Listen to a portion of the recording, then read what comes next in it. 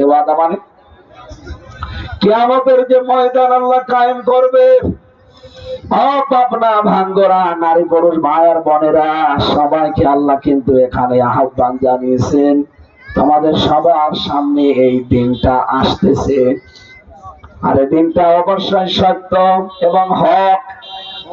ফালাতা গুররান্না কমল হায়াত দুনিয়া, দুনিয়ার এই জীবন যেন তোমাদেরকে এই দিন সম্পর্কে ধোকায় ফেলে না দেয়, যে না ও আর কি, ও আসতেও পারে না আসতে পারে, আর মরে গেলাম তো মাটির সাথে মিশে গেলাম, এরকম কোন চিন্তা ভাবনা ধোকা যেন তোমাদের ভেতরে না আসে।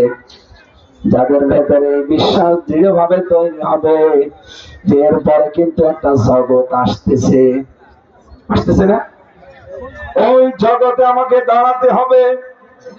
আমার জীবনের বিভিন্ন কর্মকাণ্ড সম্পর্কে আল্লাহ আমাকে জিজ্ঞাসা করবে।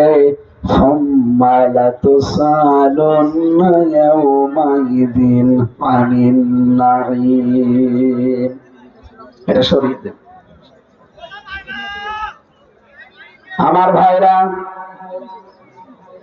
রব্বুল আলামিন যেহেতু এখানে কিয়ামত সম্পর্কে আমাদেরকে সতর্ক করছেন, ওয়াদা দিচ্ছেন, আর আল্লাহ যে বিষয়ে ওয়াদা দিয়েছেন এটা 100% সত্য।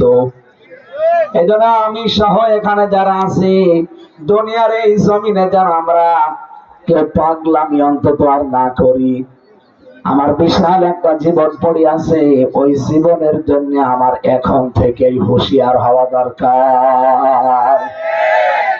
আমি মাঝে মাঝে আমার জীবন নিয়ে ভাবি, বিশেষ করে জেলখানার এই 3টা বছর আরো বেশি পেয়েছি। পাবনাবাসী আপনি মনে করেন বললাম এখানে আমি নামাজ পড়ে তারপরে যাবেন,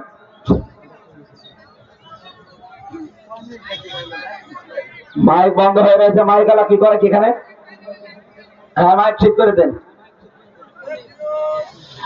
আপনার যে স্ত্রীর কারণে, যে ছেলে মেয়ের কারণে, মা বাবার কারণে দুনিয়ার জীবনে আপনি আকৃষ্ট হয়ে আখিরাত ভুলে বসে আছেন, বাস্তবতা হচ্ছে এইটা।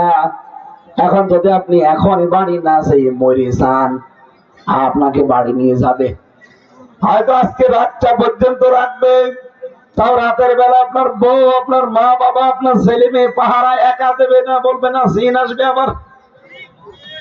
হয়তো 3-4 জন মিলে কান্নাকাটি করে রাতটা পার করে দেবে। সকাল বেলায় মাটিতে দেওয়ার জন্য সবাই ব্যস্ত হয়ে পড়বে। মাটির নিচে দেওয়ার পরে আপনার বউ